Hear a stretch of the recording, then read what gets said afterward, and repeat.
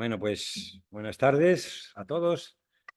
Hoy lo siento, pero voy a desmontar mitos que esta sociedad nos ha metido sobre el Apocalipsis, en concreto sobre los cuatro jinetes que aparecen en los capítulos que hoy vamos a dar.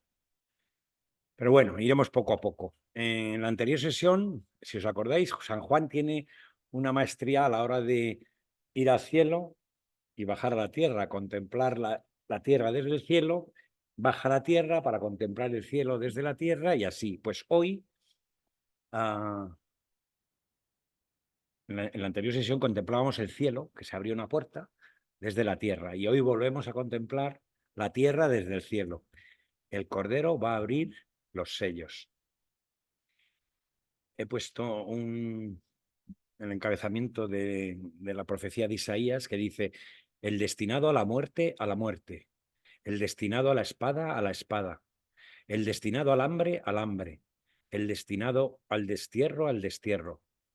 Los pondré en manos de cuatro destructores: la espada para degollar, los perros para despedazar, las aves y las bestias para devorar y destrozar. Alucinante, ¿eh? Que mil y pico años antes ya están aquí los cuatro destructores, ¿eh? Bueno, vamos a ir poco a poco y vamos viendo qué nos quiere decir San Juan. Bueno, como todas las sesiones, os pongo el índice. Ya pasamos la sección pastoral, estamos ahora en la sección litúrgica, ¿no? Y en la pasada sesión veíamos la gran liturgia celeste con la visión del Cordero y con la visión del trono. Y hoy vamos a ver la apertura de los sellos, de ese libro por el que Juan lloraba porque nadie podía abrir, salvo el Cordero, ¿no? Como os digo, es la segunda parte de la sección litúrgica, y los cuatro primeros sellos, que van a coincidir con los cuatro jinetes del Apocalipsis, forman una estructura única, diferenciada con el quinto, el sexto y el séptimo sello. ¿Vale? Bien, como os decía, estamos en la liturgia, en la sección litúrgica.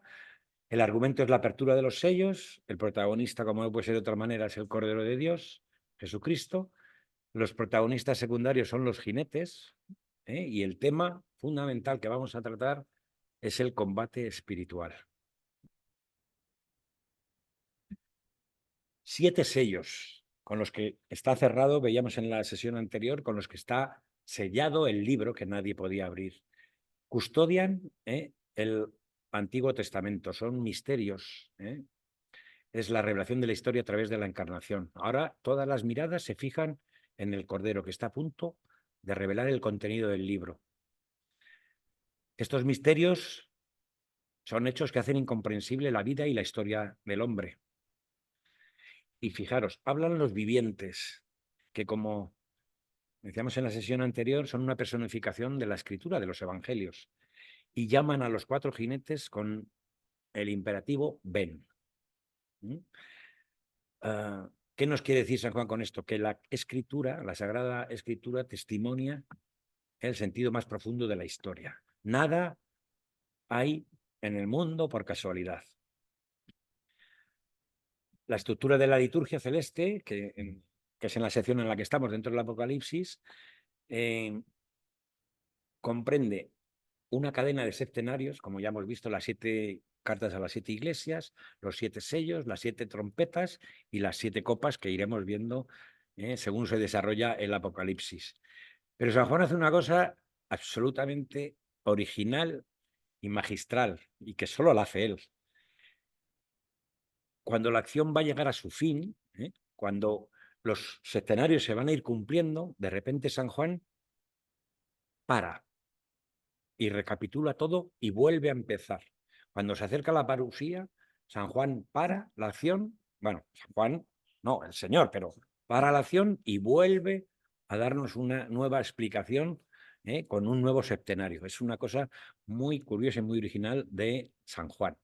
Aparte de esta cadena de septenarios, vamos a tener la visión de 2 libros. Como ya veíamos la pasada sesión, este libro de los 7 sellos, que muchos padres de la Iglesia y muchos entendidos dicen que tal y como está sellado, corresponde al Antiguo Testamento, por eso estaba sellado. Solo se abre cuando Cristo se encarna. Entonces, muchos padres dicen que este libro de los 7 sellos es el Antiguo Testamento, como nos decía el capítulo 5. Y sin embargo, veremos otro más adelante en el capítulo 10, que es un libro abierto. Pero eso lo veremos ya de cara a septiembre. Curiosidades. Bueno, los 4 primeros sellos se abren. ¿Y qué nos enseña, qué nos muestra San Juan? No nos enseña catástrofes ni calamidades que van a ocurrir sobre la tierra. Yo siento desmitificar todas estas historias que nos han contado, que si epidemias, que si terremotos. San Juan no habla nada de eso. Son los 4 poderes que gobiernan la historia. Los jinetes son fuerzas naturales, no son ni ángeles, ni demonios, ni catástrofes, ni calamidades. Son leyes y mecanismos cuyo poder está limitado en el espacio y en el tiempo por aquel que se sienta en el trono. Es decir, esos 4 poderes que van a aparecer en la historia de la humanidad están sometidos a Dios. Son, digamos, una recreación simbólica y mística del combate espiritual a la que todo hombre se enfrenta. Quiera o no, nadie se libra de este combate espiritual porque hay una guerra desatada entre las fuerzas del mal y las fuerzas del bien. Y nadie puede ser neutral. Y además este combate espiritual se libra en la tierra, con lo cual todos estamos involucrados. Es una imagen que está tomada de la profecía de Zacarías, en donde los jinetes montando cada uno un caballo, con un color característico y simbólico, son enviados a la humanidad. De ahí que el número 4, como ya veíamos en la simbología de los números, representa a la humanidad, representa los 4 puntos cardinales, es decir, que implican a toda la creación, a toda la humanidad, y que se extenderán por toda la tierra. Hoy os he puesto un pequeño croquis con cada sello, cada caballo, cada jinete lo que representa, que ahora iremos desgranando su arma y el poder que tiene. ¿Vale? Los iremos viendo. El primer sello, voy a leer yo porque no tenéis Biblia y lo leo yo si queréis. ¿Vale? Primer sello, el caballo blanco. Y dice así San Juan: cuando el Cordero abrió el primero de los 7 sellos, miré y oí a uno de los vivientes que decía con voz de trueno: ven. Y vi un caballo blanco. El jinete tenía un arco, se le dio una corona y salió como vencedor y para vencer otra vez. Como vamos a ver, el caballo blanco es, aunque forma una estructura con el resto de los jinetes y los caballos, vamos a ver que hay una gran diferencia entre el caballo blanco y los otros 3 caballos. Como veíamos también en la simbología de los colores que dimos allá por septiembre, por octubre, el blanco siempre significa pureza, el ser divino, ¿no? El blanco no es un color en la Biblia que implica desastres o algún mal. El blanco siempre simboliza y significa bien. Y estamos en lo que antes hablábamos, el combate espiritual. Porque lo que Dios quiere es que el espíritu venza sobre el cuerpo, el espíritu venza sobre la materia. Es verdad que los hombres estamos hechos de espíritu y materia, espíritu y cuerpo, pero al final somos ciudadanos del cielo y lo que debe prevalecer es el espíritu sobre el cuerpo. ¿Vale? El cuerpo es algo temporal y luego resucitaremos en cuerpo glorioso y el espíritu y estaremos junto a Dios, ¿no? El jinete blanco es la imagen de Cristo, es el agente del bien, es la fuerza armoniosa de Dios. Sin embargo, los otros 3 jinetes, que son la imagen del anticristo, el 666, hombre, hombre, hombre, van a aparecer en los 3 siguientes sellos y son los agentes del mal, son fuerzas caóticas. Bueno, no es mala suerte. Sabemos que el 6 simboliza al hombre, como vimos también en otra sesión, ¿no? Son las fuerzas caóticas del imperio del mal, que actúan desde el interior de la propia creación, se oponen a ella y oponiéndose a la creación y al hombre, se oponen lógicamente a Dios y luchan contra el jinete blanco. Bien, como os he dicho, los vivientes personifican la escritura, pero también hay algunos estudiosos historicistas que sacan jugo y dicen que el primer viviente corresponde o personifica a la época de los apóstoles, de la predicación apostólica. El caballo es un poder natural. Este caballo blanco es un poder natural, significa vida, naturaleza humana instintiva, cuerpo que debe estar dominado por el jinete que es el espíritu. ¿Vale? Fijaros qué cosa más bonita, ¿no? Qué simbolismo, cómo nos muestra San Juan algo absolutamente distinto a lo que las películas de Hollywood y este mundo nos quieren meter por los ojos. El blanco, como ya os he dicho antes, es un color absolutamente cristológico. Simboliza venerabilidad, pureza, inocencia y, en definitiva, santidad o una vocación a la santidad. Es a lo que todos los hombres creados estamos llamados, a la santidad. Y el jinete, como os he dicho, es una imagen de Cristo, no es Jesucristo, porque obedece a uno de los vivientes. Y Cristo no está bajo la autoridad de los vivientes, ¿vale? El jinete es ni más ni menos que Adán. Es el proyecto de hombre pensado por Dios. ¿eh?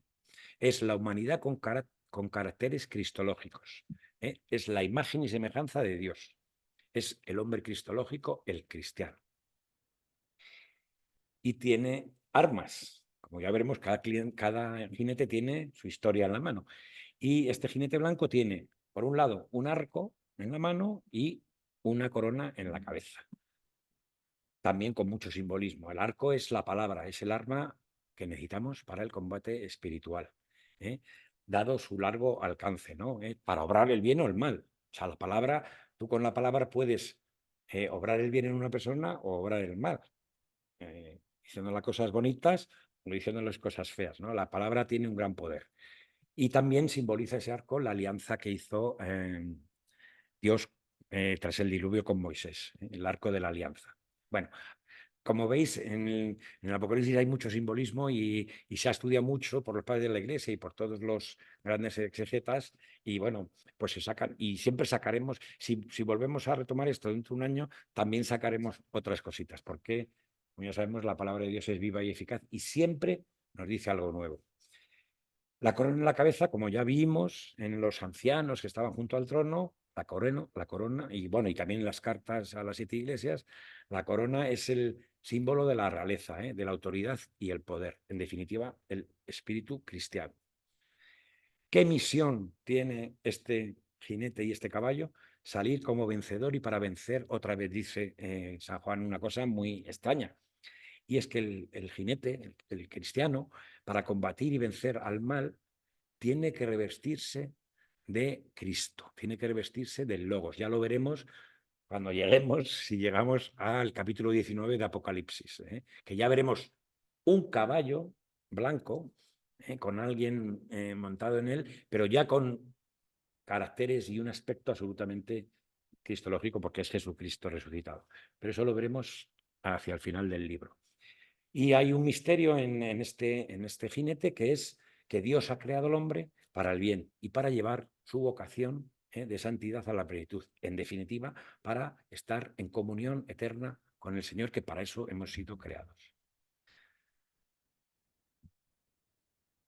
Jinete blanco, imagen de Cristo, y los 3 jinetes que vienen a continuación son la imagen del anticristo, para que veáis que estamos en plena batalla espiritual, en medio de una locura, porque Satanás se rebeló y nosotros los hombres aquí en medio.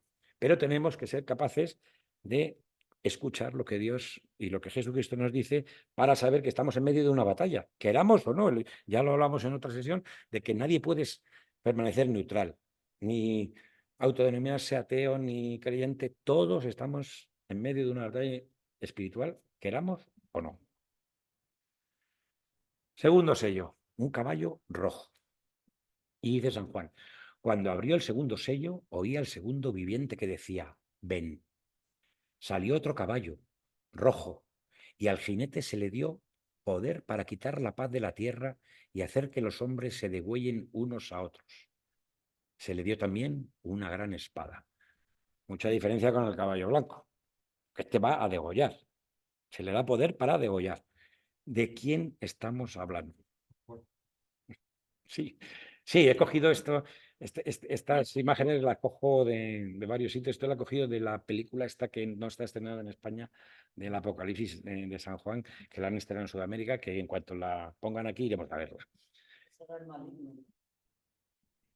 Todo esto son símbolos. No, no, no. Aquí no son demonios, como he dicho antes, ni es Satanás ni nada. Son poderes, son fuerzas que implican a toda la creación. Representan este segundo jinete, como vimos también en el significado y en el simbolismo de los colores, el rojo siempre significa muerte, odio, destrucción. Es todo lo contrario al color blanco, ¿no? Este segundo viviente, hay quienes dicen, los estudiosos, que son la personificación de los mártires. ¿Veis cómo encaja perfectamente también con la simbología que San Juan nos muestra? ¿Vale? El caballo simboliza el poder político. Este caballo rojo simboliza el poder político. ¿Eh? Representa guerra, odio, usurpación, prevaricación, rebelión. Esto, como hemos visto, es imagen pura y dura del anticristo, que es lo que hace Satanás, usurpar el poder y la autoridad de Dios, prevaricar contra él, rebelarse contra él y hacerle la guerra. Para que veáis que San Juan no da puntadas sin hilo. Rojo, como decía antes, es el color, igual que el blanco es el cristológico por antonomasia, el color rojo es el demoníaco por antonomasia. ¿Vale? Representa, bueno, por ahí también pueden ir las cosas, porque nada es casualidad. Los cristianos sabemos que en el mundo no hay casualidades. Bueno, simboliza guerra, persecución, martirio, significa derramamiento de sangre, el mal, el propio Satanás, ¿no? Rebelde y homicida desde el principio, como dice la Escritura. Y el jinete representa simbólicamente a Caín y a su descendencia. Es el hombre usurpador, el hombre rebelde y homicida. Este Caín que mata a su hermano porque tiene envidia de las ofrendas que le hace a Abel a Dios, de un cordero degollado. Además, fijaros cómo toda la Escritura tiene una unidad absolutamente maravillosa, porque Abel entrega un cordero a Dios en holocausto, ¿no? Al principio del Génesis. Sin embargo, Caín ofrece los frutos de la tierra, lo que le sobra. Es un poco como decir, bueno, tengo que hacer esto, compromiso, pues lo hago, pero no hay amor en lo que él da, ¿no? Y lo que ocurre es que Caín, al entrar la envidia en su corazón, mata a su hermano. De ahí que los hombres se degüellen unos a otros. Mata a su hermano. Entonces el hombre, después derrota la armonía de la creación con el pecado y la caída de los padres de Adán y Eva, los hombres se convierten en rivales entre sí, desde el principio hasta este segundo de hoy. Los hombres competimos unos con otros. Decía un filósofo inglés, Hobbes, que el hombre es lobo para el hombre. Es decir, luchamos unos contra otros por envidia, por odio, por ganas de poder. Bueno, todas estas cosas representa este jinete, ¿no? Y tiene un arma, que es la espada. En este caso no es la espada de doble filo, porque si no diría doble filo, es una espada de un único filo y simboliza el odio, la envidia, la violencia, esa ansia de poder, la persecución, simboliza también el despotismo, es decir, el gobierno de la injusticia y de los más fuertes. Es un poco lo que vemos hoy, pero que hemos visto a lo largo de toda la historia del hombre, ¿vale? Que no es algo de los últimos días, sino que es, vamos, es de los últimos días porque ha ocurrido fundamentalmente después de la ascensión de Cristo al cielo. Todo esto se ha multiplicado exponencialmente, ¿no? Porque siempre ha habido muertes y envidias y odios en el Antiguo Testamento, pero a partir del Segundo Testamento, del Nuevo Testamento, Cristo ya nos advierte lo que va a venir. Y ahora lo veremos porque los evangelios hablan de todo esto. La misión que tiene este caballo rojo y con su jinete es quitar la paz de la tierra. Todo lo contrario de lo que nos da Cristo y Dios en la Eucaristía, que nos da la paz. Pues este caballo, este jinete, nos quiere quitar la paz a todos los hombres con todos los medios que tiene a su alcance. Y tiene muchos, y tiene muchos. Y tiene una segunda misión, que es hacer que los hombres se degüellen unos a otros, por egoísmo, por odio y por envidia.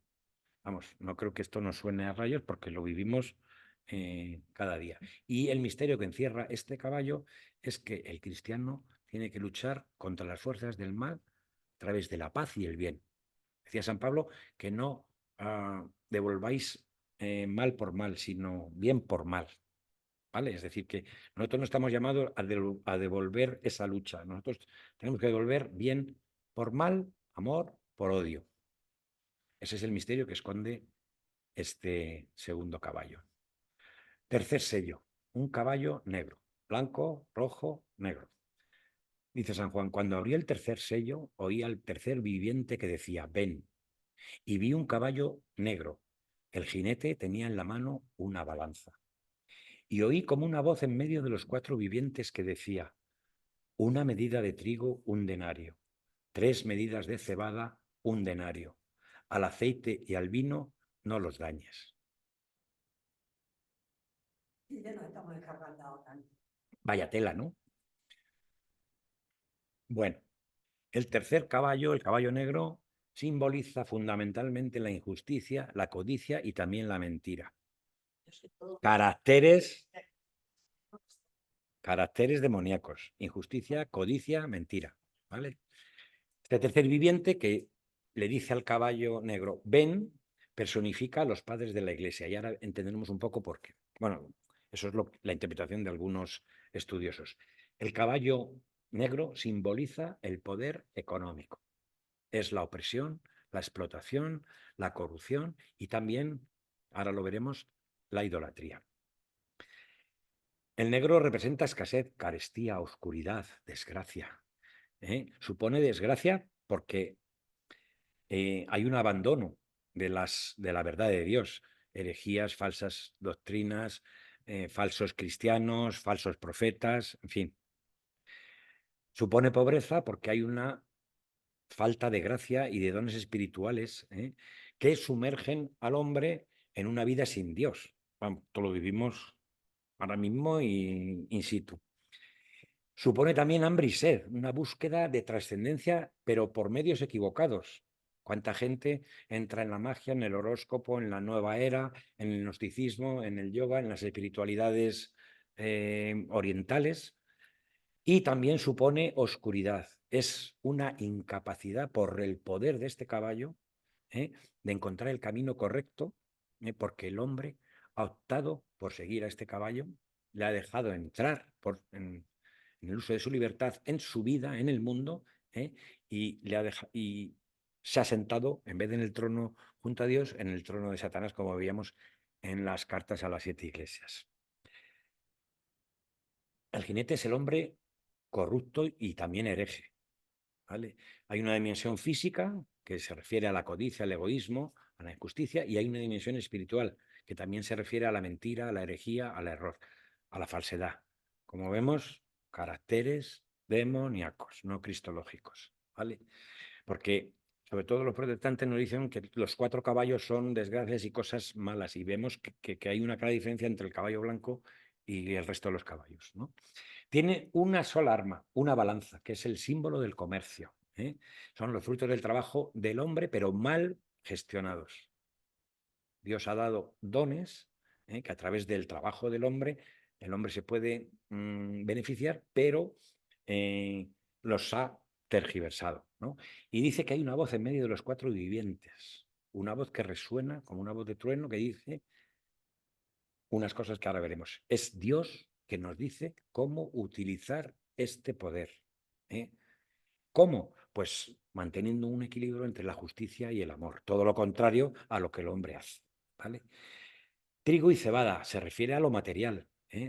Las fuerzas del mal frente a la justicia, a este equilibrio que nos propone Dios, establecen un criterio materialista que produce injusticia.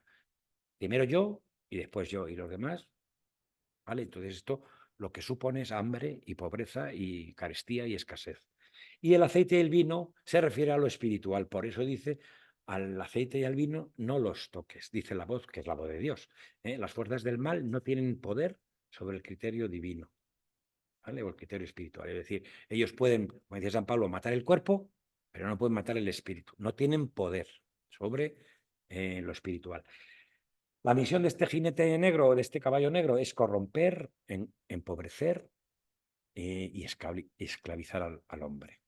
Y el misterio es luchar contra las fuerzas del mal, todo lo contrario de lo que hace este caballo y este jinete, con la justicia y con la verdad. Cuarto sello, un caballo amarillento o pálido. También lo llaman de otra forma, bueno, bayo, no sé cómo, bueno, según las traducciones. Dice San Juan: cuando abrió el cuarto sello, oí la voz del cuarto viviente que decía: ven, y vi un caballo amarillento. El jinete se llamaba Muerte y el abismo lo seguía. Se le dio potestad sobre la cuarta parte de la tierra para matar con espada, hambre, epidemias y con las fieras salvajes.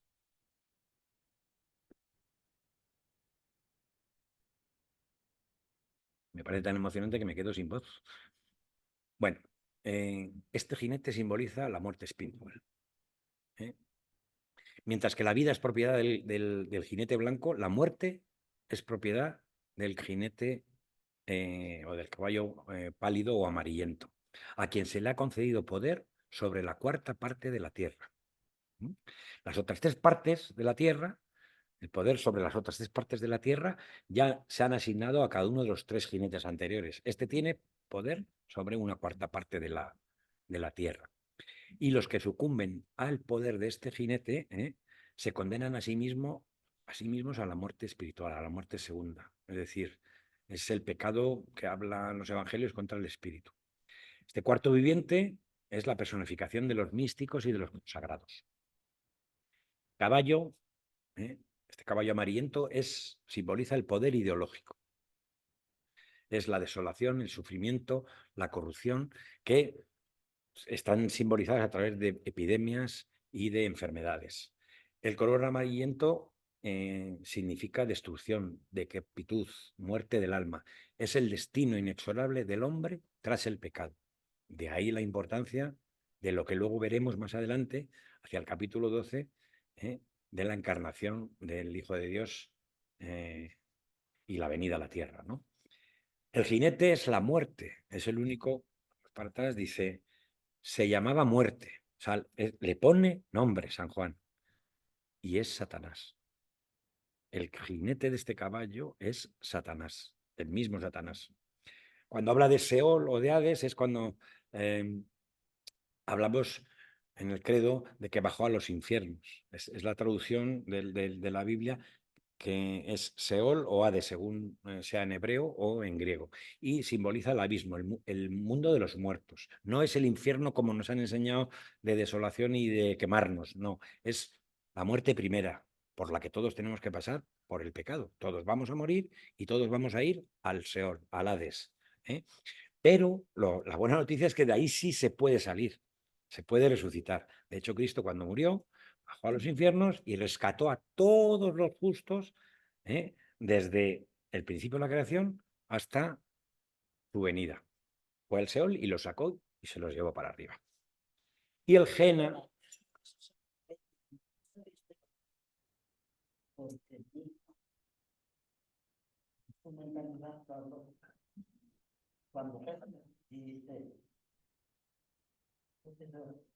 Jesús no es el Hijo de Dios, que es una niña discapacitada, y siempre me dice, y no es el Hijo de Dios, ¿y cómo bajó a los infiernos? ¿Por qué bajó a los infiernos?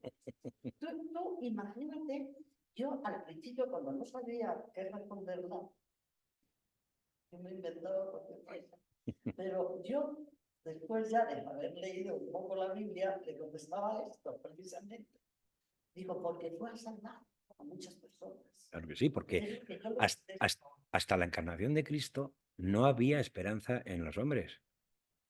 Tenía que ser Cristo el que rescatase, porque el hombre moría por el pecado y se acababa. De hecho, si leéis todo el Antiguo Testamento, no se habla nunca de resurrección ni de esperanza de nada. El hombre muere y ya está. Y ya está. Es el último libro, el libro sapiensal de la sabiduría, el que habla un poco, que lo dice veladamente, habla un poco de la resurrección, pero no de forma clara y tampoco entendida. ¿Por qué? no se entiende, como hemos visto, que el libro sellado es el Antiguo Testamento y solo se entiende a raíz de la encarnación de Cristo. Hasta entonces está sellado, no se entiende. Es Cristo el que tiene que mostrar el significado. El Gehenna, ese sí que es el infierno, es el mundo de los condenados, pero de los condenados no por Dios, los que se condenan a sí mismos, porque nadie va al infierno si uno no quiere, porque Dios quiere que todos los hombres se salven. Esto simboliza la muerte segunda, de donde no se puede salir. Una vez que alguien peca contra el Espíritu y se condena a sí mismo, ya no tiene redención posible.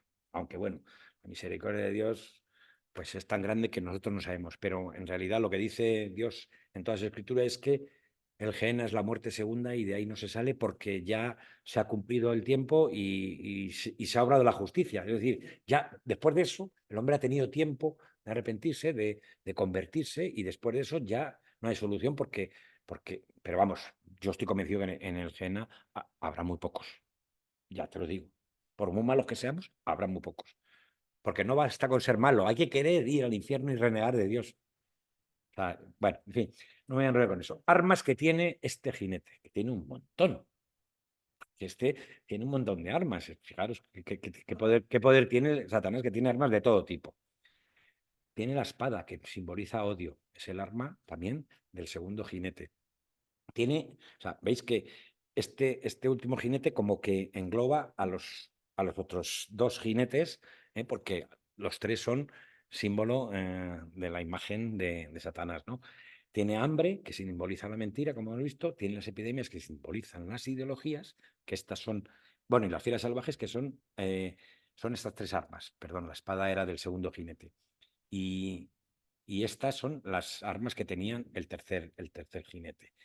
La misión de este caballo pálido es la muerte espiritual del hombre. Es el único fin que tiene Satanás. Como no puede contra Dios, quiere la muerte espiritual, donde más daño, digamos, entre comillas, le hace a Dios. Y es con la muerte espiritual de la creación más amada por Dios. Quiere, le odia, le engaña desde el principio, en el Edén, le corrompe para destruirlo. No tiene otro fin. Y con eso intentar hacer daño a Dios. Destruyendo al hombre, trata de hacer daño a Dios. Lo que pasa es que él sabe que no puede hacerle daño a Dios. Y el misterio que encierra este jinete es que el cristiano tiene que luchar contra las fuerzas del mal a través de la perseverancia en la fe y en la santidad. Como veis, no hay cosas raras que nos han contado las películas, sino que todo significa otra cosa muy distinta. Lo que Dios quiere que entendamos y no lo que el hombre interpreta, ¿no? Aquí os he puesto una especie de cuadro donde tanto Apocalipsis coincide con los evangelios de Mateo cuando habla del segundo sello. Mateo 24 habla vais a oír hablar de guerras y de noticias de guerra, se levantará pueblo contra pueblo y reino contra reino. Este capítulo 24 es la parte apocalíptica, como ya vimos, del Evangelio de Mateo. Y dice también en Marcos, que también es la parte apocalíptica de Marcos, el capítulo 13, cuando oigáis hablar de guerras y noticias de guerra, no os alarméis, se levantará pueblo contra pueblo y reino contra reino. Tercer sello, también simbolizado en los dos evangelistas, Mateo y Marcos, habrá hambre, epidemias, terremotos, no son cosas físicas, aunque también, ¿vale? Porque como ya hemos visto, en la Apocalipsis, o sea, la profecía es para un momento, pero también abarca mucho más, ¿no? Habla de hambre, epidemias y terremotos, que también son de una forma literal, pero que simbolizan lo que estamos viendo, ¿no? Y el cuarto sello, pues, es el martirio. Os entregarán al suplicio, os matarán y por mi causa os odiarán todos los pueblos. Seréis azotados en las sinagogas y compadeceréis ante los gobernantes y los reyes por mi causa. Porque veis que la escritura tiene una unidad indisoluble. Aunque mucha gente dice que no tiene nada que ver el Antiguo Testamento con el Nuevo, estamos viendo en el Apocalipsis que tiene mucho que ver todo. ¿Vale? El hombre y las fuerzas del mal. El hombre, simbolizado por el primer caballo, en su libertad, ha permitido, con la caída en el pecado, que estas fuerzas del mal penetren en el mundo. En realidad, el mal no tiene una esencia por sí misma, es la ausencia del bien. Entonces, el hombre, dejando entrar el mal en el Edén, en la tierra, en la creación, sucumbe al poder económico, que es el segundo caballo, la codicia, al poder político, que es el tercer caballo, la injusticia, y al poder ideológico, que es la intolerancia, el cuarto caballo. Y esto afecta a todos, a justos y a injustos. Nadie se salva. Estos poderes nos afectan a todos. Pero hay una cosa que está mal entendida, porque la gente dice, ¿pero por qué Dios permite el mal y el sufrimiento? ¿Pero por qué le da poder para una cuarta parte de la tierra? No, Dios está limitando el poder, porque si no limitara el poder del mal, nos destruiría en sí mismo, ¿vale? Por eso Dios no permite el mal, lo limita. Es que lo vemos siempre desde el otro lado del espejo, ¿vale? Esto es muy importante, porque la gente dice, ¿por qué Dios permite el mal? No, Dios lo limita, porque si no moriríamos todos inmediatamente. Toda la maldad que hay en el mundo. ¿Entendéis lo que quiero decir? Pero al final, ¿vale? Apúntatela y luego me la preguntas al final, porque si no, me despisto. Y lo que Dios nos promete es que el bien vencerá. De hecho, ya ha vencido contra toda la adversidad y contra todos estos poderes, y ha vencido por el sacrificio de Cristo en la cruz, que ahora seguiremos viendo cómo encaja en esto que estamos viendo. Y por eso antes os decía que ese jinete blanco, ese caballo blanco que sale como vencedor y para vencer otra vez, creado bueno, a imagen y semejanza de Dios, pierde esa semejanza con Dios, es decir, pierde ese contacto, esa conexión con el pecado, se aleja de Dios y deberá revestirse de nuevo con el logos que veremos al final del Apocalipsis. Pero la humanidad se revestirá de ese jinete blanco ya auténticamente cristológico, Cristo en sí mismo, porque el amor del Padre es y será para siempre. Es decir, que Satanás lo tiene muy mal, lo tiene muy crudo. Pasa que es muy cabezón y él R que R, pero él sabe que ya ha perdido. Pero bueno, muchas veces el que se revela, el que odia, el que envidia, cree que se va a salir con la suya y al final, pues no. Bueno, hemos visto los 4 primeros sellos que forman, digamos, como una parte distinta a lo que vamos a seguir viendo. El quinto sello va a hablarnos del clamor de los justos de la historia. Y dice San Juan, cuando abrió el quinto sello, vio debajo del altar las almas de los degollados por causa de la palabra de Dios y del testimonio que mantenían. Y gritaban con voz potente, ¿hasta cuándo, dueño santo y veraz, vas a estar sin hacer justicia y sin vengar nuestra sangre de los habitantes de la tierra? A cada uno de ellos se le dio una túnica blanca y se les dijo que tuvieran paciencia todavía un poco, hasta que se completase el número de sus compañeros y hermanos que iban a ser martirizados igual que ellos.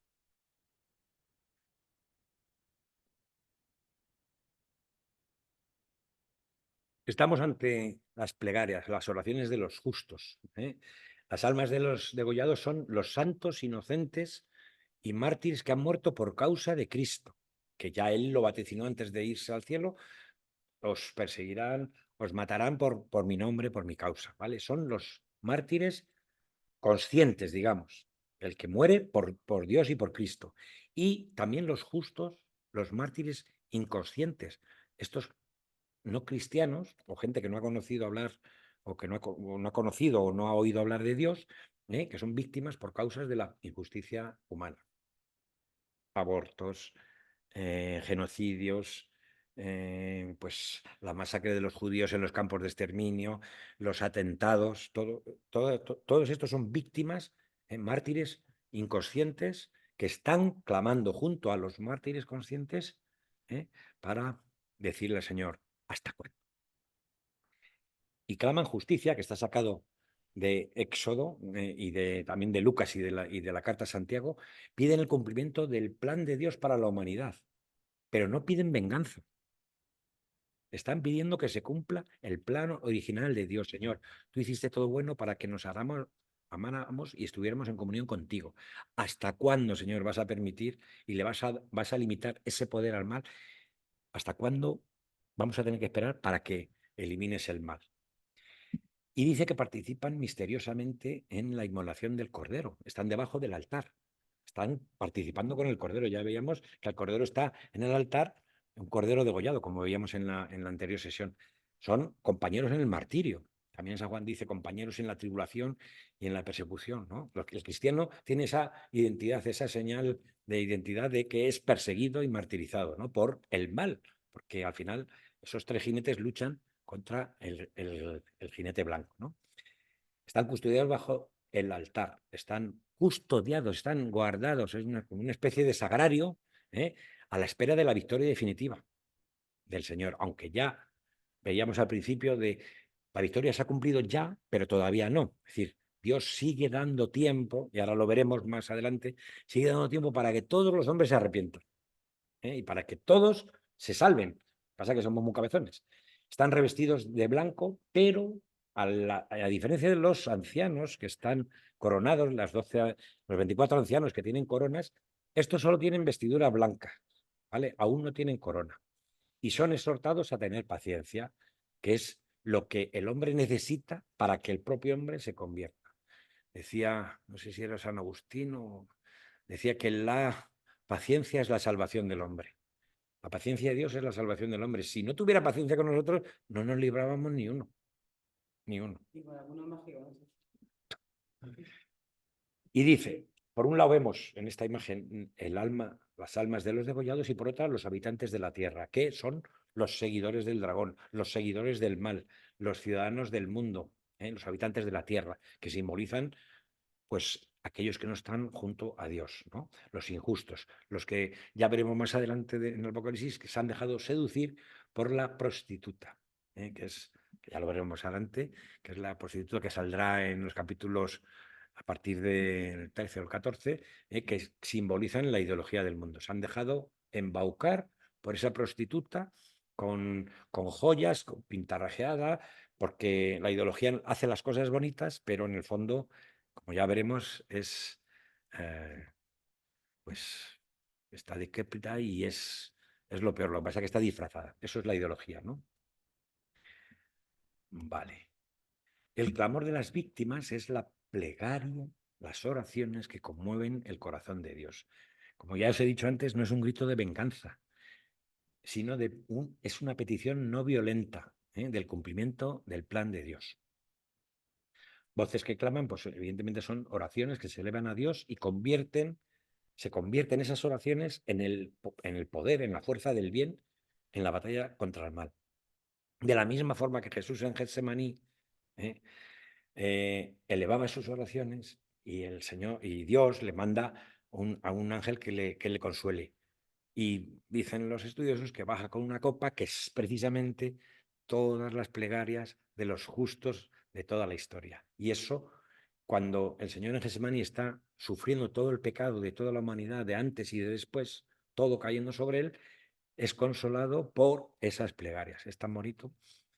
Bueno, ¿qué quiere enseñarnos San Juan en esta imagen? Pues la gran esperanza que tiene el hombre, la gran esperanza de la historia. Los sufrimientos no pasan desapercibidos para Dios. Ninguna muerte es insignificante para Dios. Todas las acciones contra la humanidad, contra la creación, por parte del mal, no son gratuitas. Y fíjate que dice, tanto en el Antiguo Testamento como en el Nuevo Testamento hablan de precisamente esto. En Génesis, en el capítulo 4, cuando Caín mata a Abel, dice, el Señor le replicó a Caín, ¿qué has hecho? La sangre de tu hermano me está gritando desde el suelo. Y luego en Lucas, en el Nuevo Testamento, dice, y así a esta generación se le pedirá cuenta de la sangre de todos los profetas derramada desde la creación del mundo. A Dios no le pasa desapercibido ninguna muerte de los justos y de los inocentes, pero con su misericordia espera que los que obran el mal se conviertan. Y por eso pide a los justos que tengan paciencia, a nosotros también, que tengamos paciencia. Y dice, hasta que se complete el número. Y aquí ya sale el número que nos da vueltas, ¿no? Se está refiriendo hasta el último momento. Dios tiene misericordia en el bicho más malo y más inicuo de toda la creación, en el tío más insoportable, en Hitler, en Mussolini, en Stalin. Él quiere la conversión de todos los hombres, ¿vale? Por eso, como os decía antes, la paciencia infinita de Dios es nuestra salvación. Sexto sello. Dios va a intervenir. Y dice, y vi cuando abrió el sexto sello, se produjo un gran terremoto. El sol se puso negro como un sayal de pelo, la luna entera se tiñó de sangre, y las estrellas del cielo cayeron a la tierra como caen los higos de una higuera cuando les sacude un huracán. Desapareció el cielo como un libro que se enrolla, y montes e islas se desplazaron de su lugar. Los reyes de la tierra, los magnates, los generales, los ricos, los poderosos y todos, esclavos y libres, se escondieron en las cuevas y entre las rocas. Y decían a los montes y a las rocas, caed sobre nosotros y ocultadnos de la vista del que está sentado en el trono y de la ira del Cordero, porque ha llegado el gran día de su ira. ¿Y quién podrá mantenerse en pie?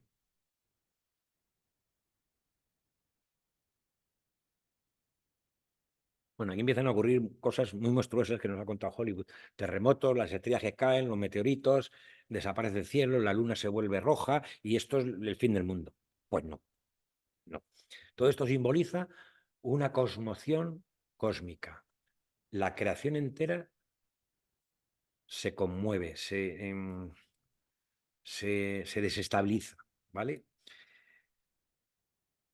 El terremoto siempre es, digamos, simboliza muchas veces en la Biblia la intervención de Dios. Cuando Cristo muere en la cruz, se produce un gran terremoto. Y es ahí cuando se cumple el sacrificio redentor y salvífico de Cristo.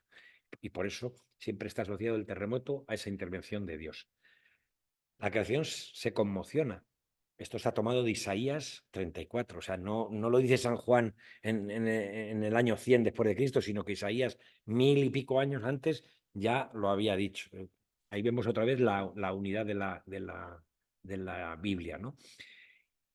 Y es que Dios se propone responder a la invocación de las víctimas.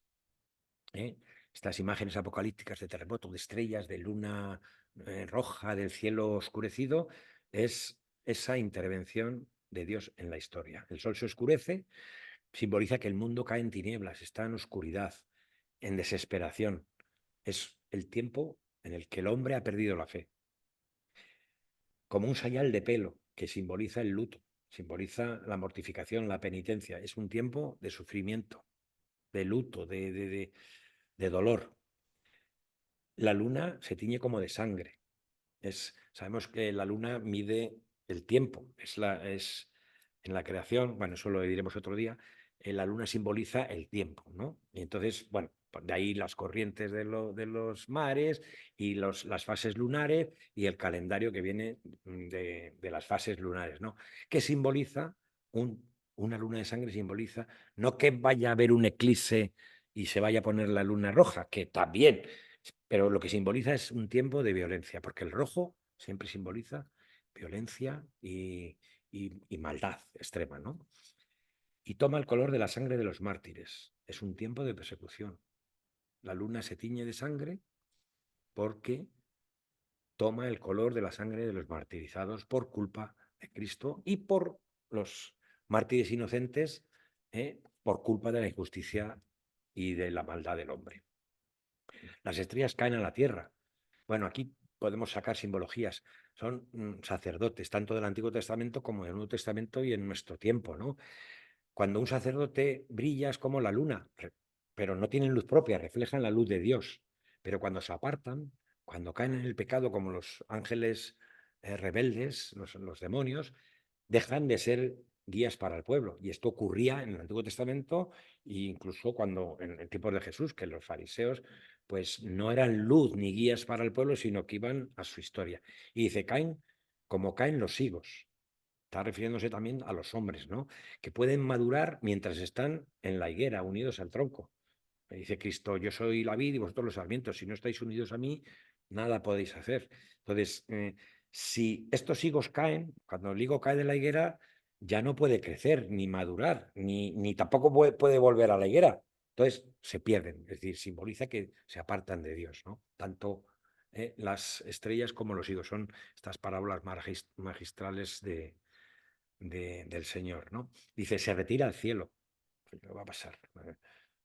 Un meteorito que va a destruir el mundo entero y no, el cielo se retira, queda velado, queda escondido a los ojos de los que no están obrando el bien, ¿no? El mundo de Dios se separa del mundo de los hombres. Por eso ahora veremos que hay un velo que impide a los que obran el mal ver el sentido profundo de la voluntad de Dios. Y dice, y montes e islas se desplazaron de su lugar. A ver, no va a haber corrimiento de placas tectónicas, que también, pero San Juan se está refiriendo a que las normas, los valores, los principios divinos con los que Dios creó, ¿eh? Y en los que el hombre debía basarse y fundamentarse para tener una vida plena, ahora el hombre los cambia por sus conceptos humanos. Esto es que los montes y las islas se mueven de lugar, ¿no? Se desplazan de su lugar. Y dice, se escondieron en las cuevas y entre las rocas. Y es que el pecado odia, no puede estar en presencia del bien, por eso se esconde. El que peca se esconde. ¿Por qué Adán y Eva, cuando son conscientes de que han pecado contra Dios, se esconden? Como si Dios no lo fuera a ver. No, no nos podemos esconder de Dios porque Dios conoce todo. Bueno, pues esto es igual. Quiere decirse que el hombre cuando peca, en lugar de convertirse y ampararse en la misericordia de Dios, lo que hace es esconderse de él, evitarle, no confesarse, decir, bueno, como si no lo viera nadie, ¿no? Eso es esconderse en las cuevas y entre las rocas. Pero como sabemos, Dios ve todo y no nos podemos esconder, ¿no? Porque Él es muy perseverante y Él espera siempre nuestra conversión. Vale. ¿Qué está anunciando la intervención de Dios? Está anunciando el día del Señor, profetizado en el Antiguo Testamento, en muchos libros proféticos. Yo he puesto aquí algunas notas del libro de Isaías que hablan exactamente de lo mismo que está hablando San Juan. Las estrellas del cielo y las constelaciones no irradian su luz. El Señor, el día del Señor llega implacable. El sol se oscurece, la luna no ilumina. En fin, son enrollados los cielos. Y también en la profecía de Amós, aquel día haré que el sol se oculte a mediodía y oscureceré la tierra en pleno día. Pero es que ahora veréis, fijaros cómo está todo unido. ¿Qué pasa cuando muere Cristo? Que se oscurece. El mundo cae en tinieblas. Todo es una simbología que se pone en la carne de gallina. En el Nuevo Testamento también Lucas y Mateos hablan de esto. Cuando Cristo muere, era como la hora sexta y vinieron las tinieblas sobre la tierra. Hasta la hora nona, porque se oscureció el sol y el velo del templo se rasgó por el medio. Cristo, con su sacrificio en la cruz, abre, desvela ese libro que estaba sellado, absolutamente.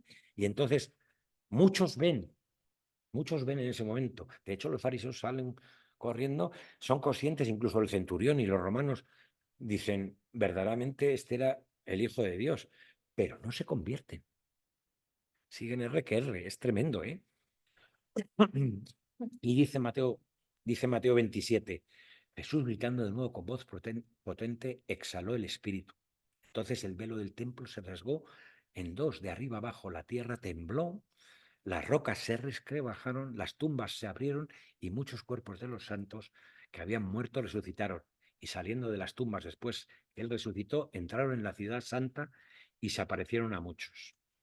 Entonces ya está prefigurándonos lo que es el cielo, ¿no? La ciudad santa, que es la Jerusalén celeste.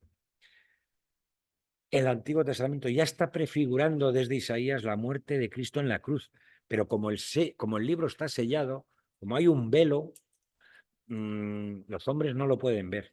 Y el Nuevo Testamento lo que desvela es el cumplimiento de cada una y de todas estas profecías, para que veamos que el Antiguo Testamento es tan válido como el Nuevo. ¿Vale? El día del Señor. Sigue diciendo Apocalipsis, después de esto, porque aquí nos sigue, San Juan sigue viendo cosas y nos las muestra, es tremendo. Dice, después de esto vi 4 ángeles de pie sobre los 4 ángulos de la tierra, que sujetaban los 4 vientos de la tierra para que ningún viento soplase sobre la tierra, ni sobre el mar, ni sobre ningún árbol. Vi después a otro ángel que subía del oriente, llevando el sello del Dios vivo. Gritó con voz potente a los 4 ángeles encargados de dañar a la tierra y al mar, diciéndoles: no dañéis a la tierra ni al mar, ni a los árboles, hasta que sellemos en la frente a los siervos de nuestro Dios. Estamos ya en el capítulo 7, ¿vale? Hemos pasado del 6 al 7. Es ya el día del Señor. Y dice el versículo 4 del capítulo 7: oí también el número de los sellados, 144.000 de todas las tribus de Israel. De la tribu de Judá, 12.000 sellados. De la tribu de Rubén, 12.000 sellados. De la tribu de Gad, 12.000. De la tribu de Aser, 12.000. De la tribu de Neftalí, 12.000. De la tribu de Manasés, 12.000. De la tribu de Simeón, 12.000. De la tribu de Leví, 12.000. De la tribu de Isaacar, 12.000. De la tribu de Zabulón, 12.000. De la tribu de José, 12.000. De la tribu de Benjamín, 12.000 sellados.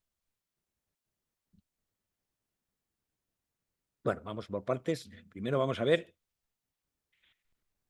qué representan los 4 ángeles que toman los extremos de la tierra y este ángel que viene con el sello del Dios vivo, ¿no? Bueno, los 4 ángeles están preparados para cumplir la voluntad de Dios, que va a intervenir en el día del Señor, el día de Yahvé, ¿vale? Y sin embargo, viene otro ángel del oriente. Y es que siempre se ha dicho, y los padres de la Iglesia así lo atestiguan en todos sus escritos, que la salvación viene del oriente. Del oriente nace el sol. El jardín del Edén estaba en el oriente, y Ciro, que fue el que permitió a los israelitas volver a Jerusalén después de la esclavitud y del exilio en Babilonia, fue el que permitió la salvación, digamos, del pueblo de Israel, que pudiera volver a Jerusalén. Y evidentemente el Mesías vendrá del oriente, como nos dice Miqueas y también el Evangelio de Mateo. Y dice: viene de oriente y con voz potente. O sea, la voz potente ya hemos visto que es autoridad, poder. Pero este ángel detiene la acción, porque Dios se va a encarnar. Todavía no, pero Dios se va a encarnar. Para la acción este ángel, ¿vale? Dice: lleva el sello del Dios vivo. Simboliza la pertenencia a Dios y la preservación del mal.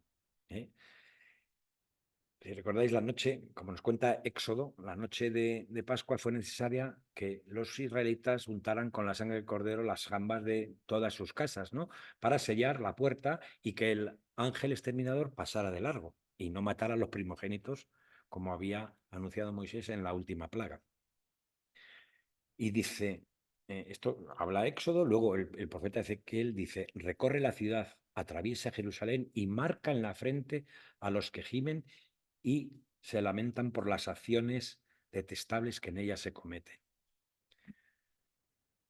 Esta marca, nosotros, como no vemos la traducción hebrea ni la traducción griega, pues no nos enteramos muchas veces, pero esto en la Biblia hebrea es esa señal, esa marca que he puesto ahí, que simboliza la tau, que es la última letra del alfabeto griego, que coincidiría con la omega en el alfabeto griego. O sea, tau es la última letra del alfabeto hebreo y la omega es la última letra del. Por eso dice, y ya lo hemos leído: yo soy el alfa y el omega, el principio y el fin, ¿no? Significa, pues, esa marca, ese símbolo de conversión y salvación, el signo de los elegidos por Dios para una misión concreta. Es el mismo bastón, tiene la misma forma del bastón de Aarón, el hermano de Moisés, que se convirtió en serpiente para convencer al faraón de que liberara al pueblo. O sea, todo tiene relaciones alucinantes. Pero que además la tau, que tú la llevas, es el símbolo de los franciscanos. ¿Vale? San Francisco, con este símbolo, con la tau, bendecía a todo, a animales, a personas, para que se salven. Es decir, ese es el sello del Dios vivo, que al final no es ni más ni menos que la cruz de Cristo. La señal del Dios vivo, el sello del Dios vivo, es la cruz. ¿Vale? Porque Cristo muere en la cruz, pero es el Dios vivo que resucita.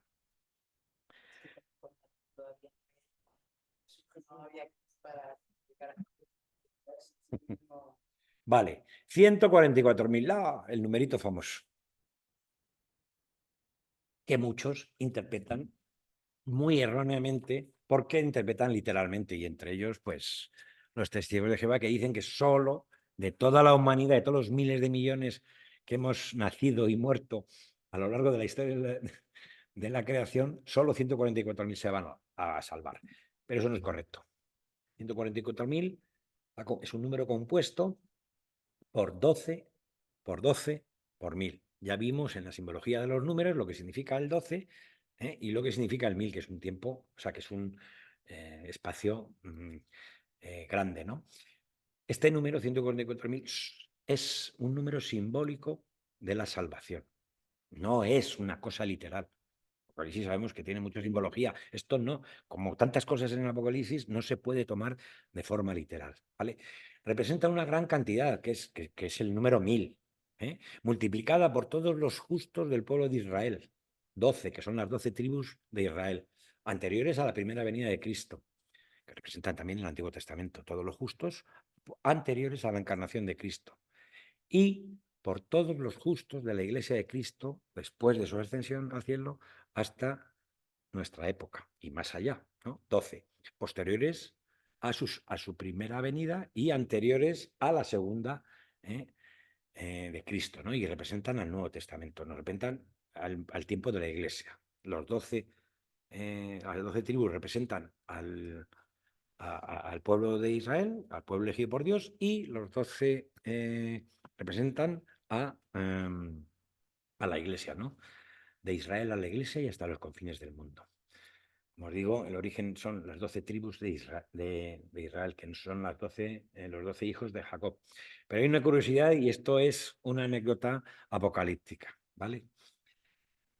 Claro, nosotros no conocemos de memoria las 12 tribus de Israel porque nos pilla un poco lejos, ¿no? Pero los hijos de Jacob eran, por este orden, Jacob, Rubén, Simeón, Leví, Judá, Dan, Neftalí, Gad, Aser, Isaacar, Zabulón y José, que tuvo a su vez dos hijos, Efraín y Manasés. Y el último era el Benjamín. ¿Vale? Sin embargo, como hemos leído,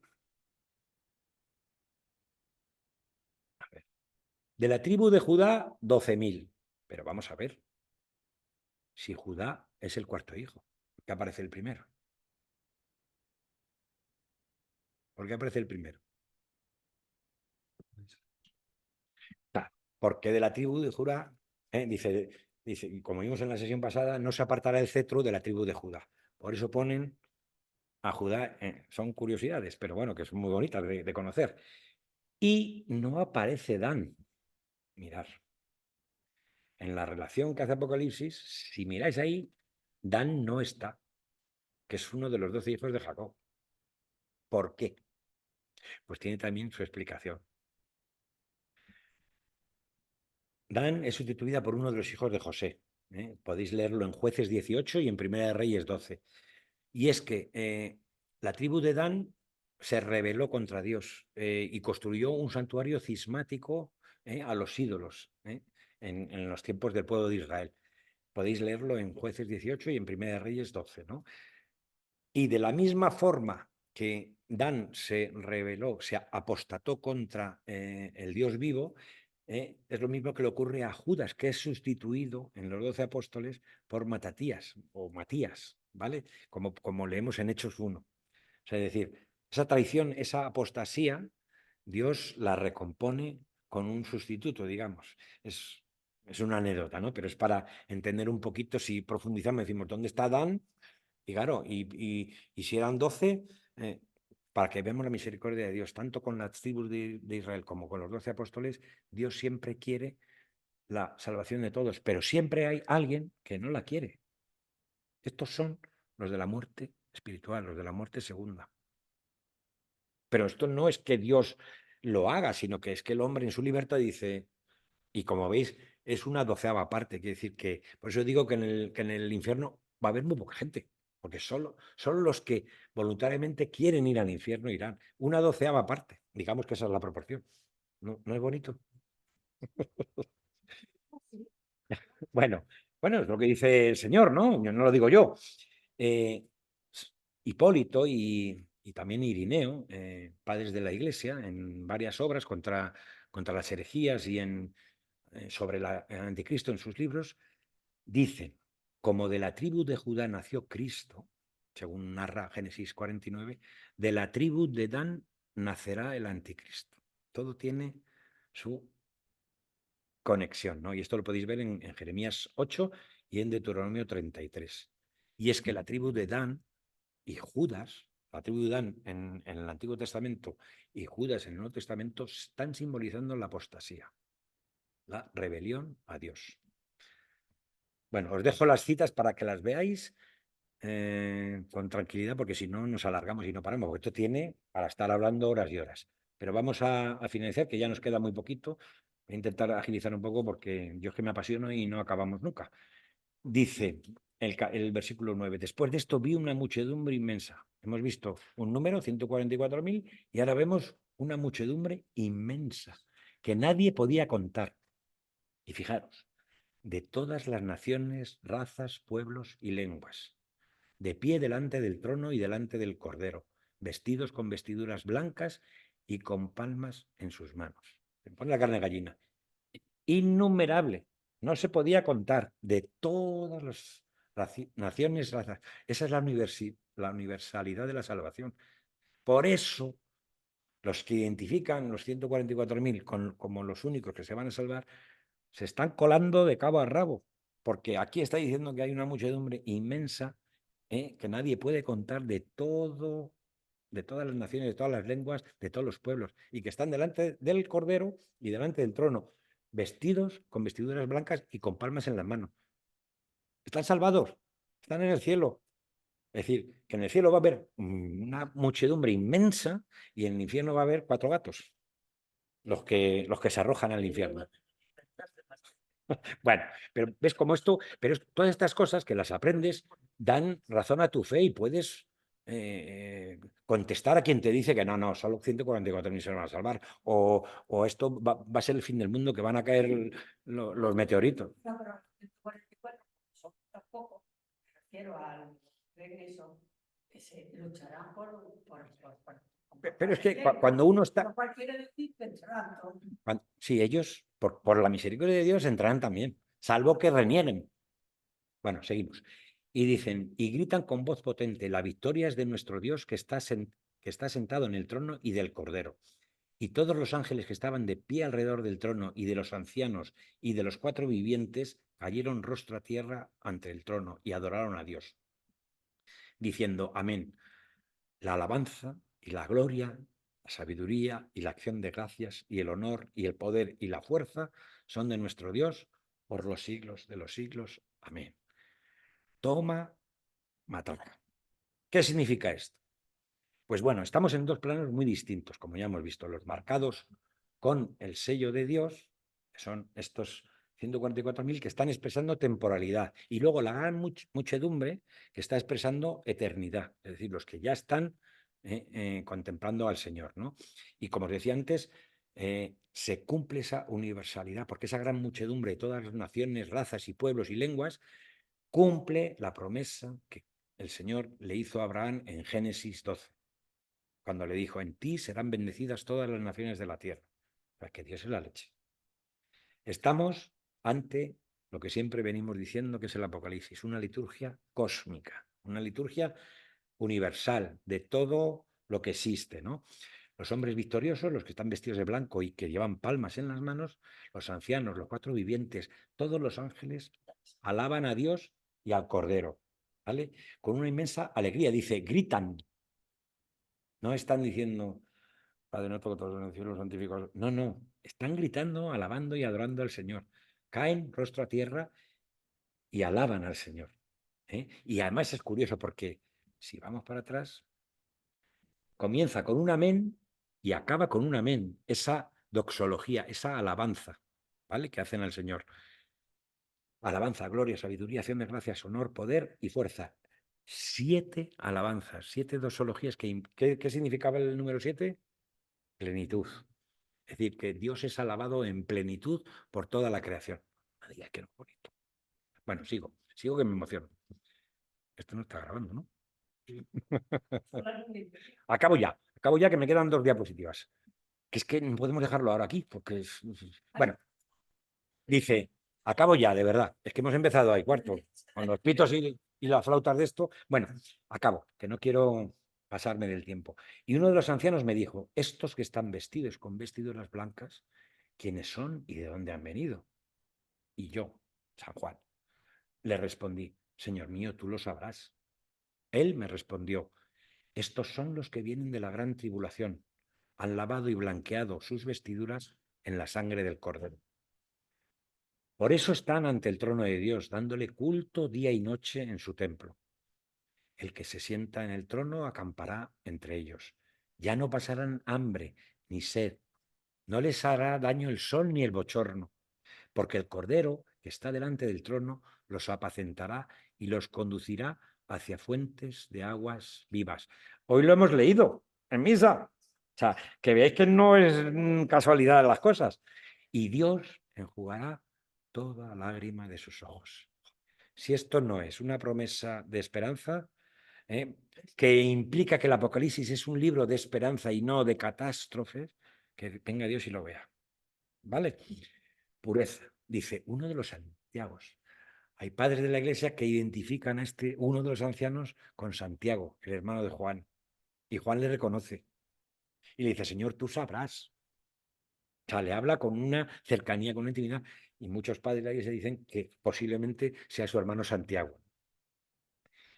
Porque dice Hechos 12, el rey Herodes decidió arrestar a algunos miembros de la Iglesia para maltratarnos. Hizo pasar a cuchillo a Santiago, hermano de Juan. Santiago fue uno de los primeros mártires de la Iglesia. Enseguida murió, no fue como otros apóstoles que duraron más tiempo. Santiago le martirizaron enseguida, ¿no? Dice, lavar las vestiduras. Pues es lo que ocurre en el bautismo.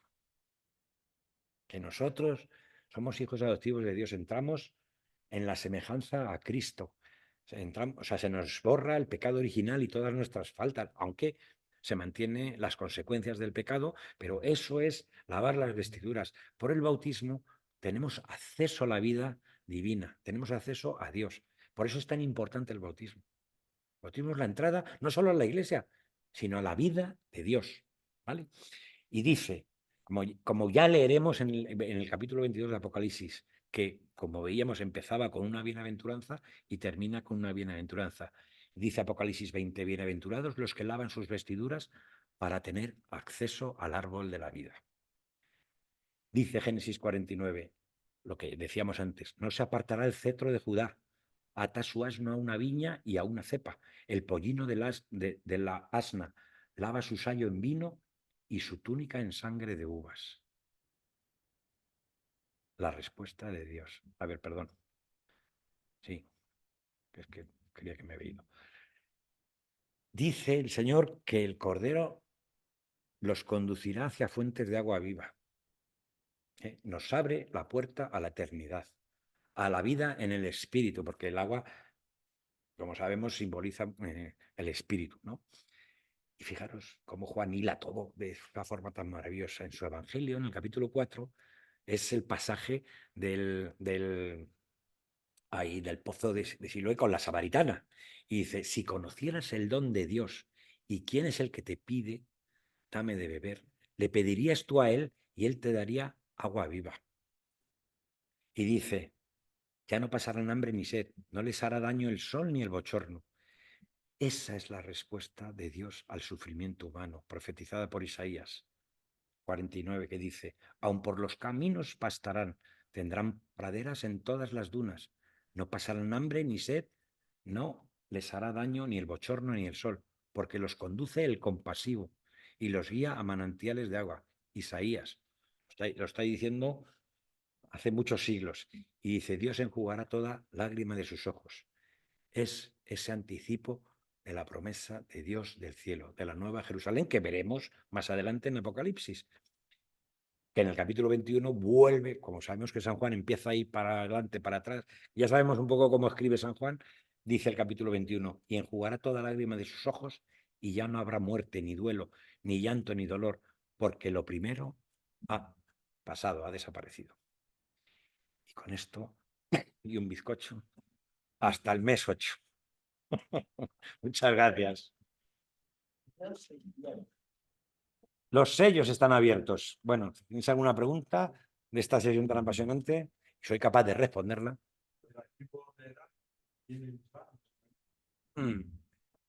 Sí, pero como en toda la historia de la salvación siempre ha habido desviaciones en el Antiguo Testamento y después. Lutero y mucha más gente, todos los reformadores y tal igual. Pero Dios no los señala. Igual que no señaló a Judas. No le señaló.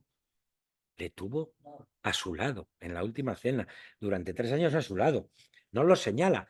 Espera la conversión. Y posiblemente, pues que no porque los islámicos proceden de otra línea de los hijos de... ¿Eh? Sí, de los ismaelitas, de los agarenos. Ismael es la otra línea de Abraham con la esclava, con Agar, que son los agarenos, los ismaelitas. De ahí es donde entendemos que provienen todos los árabes y los islámicos. Dan simboliza apostasía, igual que Judas. Simboliza rebelión contra Dios y decir, Señor, no te creo, no creo en tu amor. Eso es lo que simboliza tanto Dan en las 12 tribus de Israel como Judas en los 12 apóstoles. Tienen camino abierto a lo Todos tienen abierto. Ya lo veremos al final, cuando veamos la imagen de la Jerusalén celeste, cómo volverá a hablar de las 12 tribus de Israel y de los 12 cimientos, y veremos un poco cómo las puertas de la Nueva Jerusalén, que son 12, están absolutamente abiertas, porque la salvación está abierta a todo el ser humano. Salvación es universal, no es para unos pocos. El que crea que se va a salvar él solo, se equivoca, porque Dios no dice eso. Por eso lo de los 144.000, que sean los únicos que se van a salvar, es una soberana necedad. Dime, José. Y una pregunta. Ahora que estábamos repasando lo de la ida de Jesús al Seol, ¿vale? Se me ocurría algo, o una duda, más bien. Y en ese espacio no hay tiempo. Entonces se supone que allí están las almas, no solo de los justos que existieran antes, sino de los justos. No. Cuando Cristo desciende a los infiernos, va a rescatar a todos los que no tienen esperanza hasta su encarnación, pasión, muerte y resurrección. Porque hasta entonces no había esperanza. O sea, no es porque no haya tiempo. Yo no sé si hay tiempo o no. Pues no habrá tiempo. O sea, donde no hay tiempo es en el cielo. En el abismo, en el Seol, no estoy muy seguro de si hay o no hay tiempo. Pero él va a rescatar a los justos que habían muerto y que eso es. A todos los del Antiguo Testamento. Claro, desde Adán y Eva. Caín, Abel, Matusalén, Noé, incluso... no, Elías, a ver, Elías dice la escritura que fue arrebatado con un carro, que vinieron los Ofanim y los... Claro. ¿Todos? Sí, salvo que Caín diga, no. Pero él abre las puertas de los que no tienen esperanza para que puedan acceder al cielo. Lo que no especifica es si... o sea, ellos, las almas están en el cielo, pero el cuerpo, como creemos los católicos, resucitarán en el último día. Entonces tendremos todos cuerpos gloriosos. Eso es en lo que creemos. O sea, ahora mismo solo el espíritu va al cielo, el cuerpo no. Pero como Cristo resucitó en cuerpo glorioso, nosotros estamos llamados a resucitar el último día con cuerpo glorioso. ¿Y no parece que si nos encontramos algún día con uno de esos individuos que tanto daño ha hecho, que después se ha arrepentido, de darle un pisotón por lo menos? No, yo creo que delante de Dios. Pero si no lo hace Dios, ¿por qué vamos a hacerlo nosotros? ¿Que somos más que Dios? Que es difícil, que es difícil para los hombres, pero con la ayuda de Dios somos capaces de perdonar en la tierra y luego en el cielo con más motivo. O sea que eso es a lo que estamos llamados, por eso estamos llamados a la santidad. Piso tocado. En la que estando delante de Dios ya no tienes ganas de nada. Pues te rirás. No, pero yo estoy hablando de ahora. No estoy hablando. Ahora sí, ahora si quieres te ayudo a dar presunciones. Venga. Más preguntas, más cuestiones, más dudas. Y tiro a todo. Claro, porque dice San Pablo que el amor es paciente, todo lo espera. O sea, es que es una maravilla la Biblia. La paciencia es una consecuencia, vamos, está unido al amor intrínsecamente, porque el que ama es paciente. A pesar de que un hijo, tu mujer, tu marido te haga la cusqui, si realmente amas, Relacionada con el tiempo. tienes que tener paciencia, claro. Dios es paciente y gracias a que es paciente, nosotros podemos salvarnos. Una frase Yo es que en la realmente, misa. si nos ha creado ha sido con amor. Vamos, si tú existes, es porque verdaderamente pensó en ti con amor. No, eso estoy seguro. Pues eso. No, Dime. yo no voy a. En la Lo misa. que pasa es que no me lo sé, no me sé la Bueno, frase entera. Pues exprésalo como lo sé. Claro, lo que no hay. Pero hay una palabra del Señor que cuando nosotros le respondemos, Él responde después y dice algo así como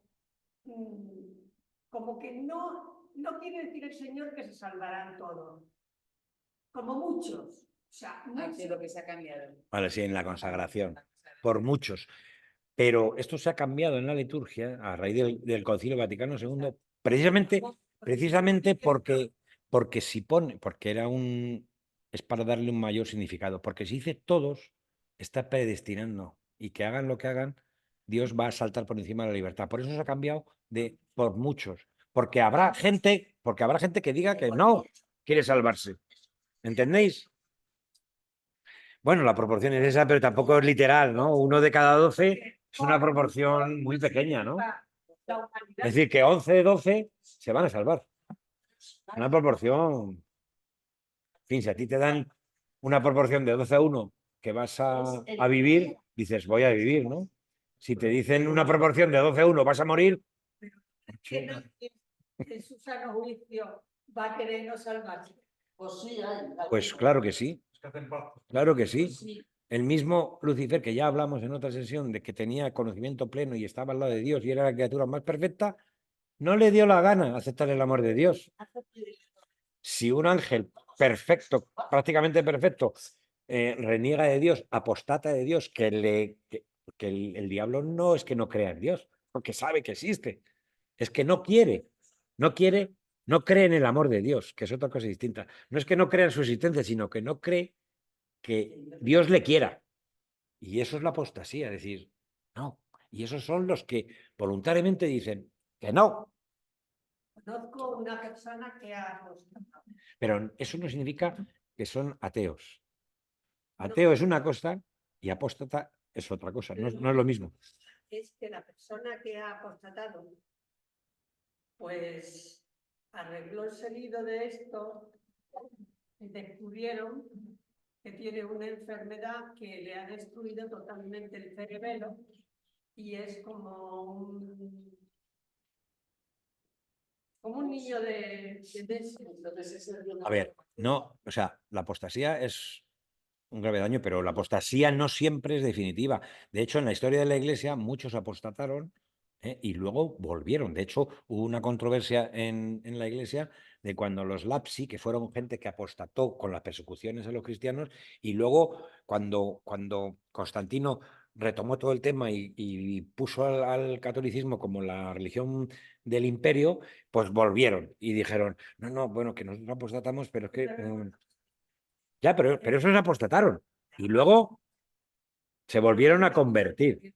Dos mujeres, Yo en los 90 apostataron a mujer. Dos mujeres. pero- claro, pero apostatar es que no lleva, yo es que no lo entiendo. lo tiene. Nada, lo único que piden es la Es, esta de bautismo. no pueden, es que no pueden apostatar el bautismo, porque el bautismo no se puede decir, ahora quítame. Eso Es que no se puede. toda Mira, seréis cristianos, os guste o no os guste.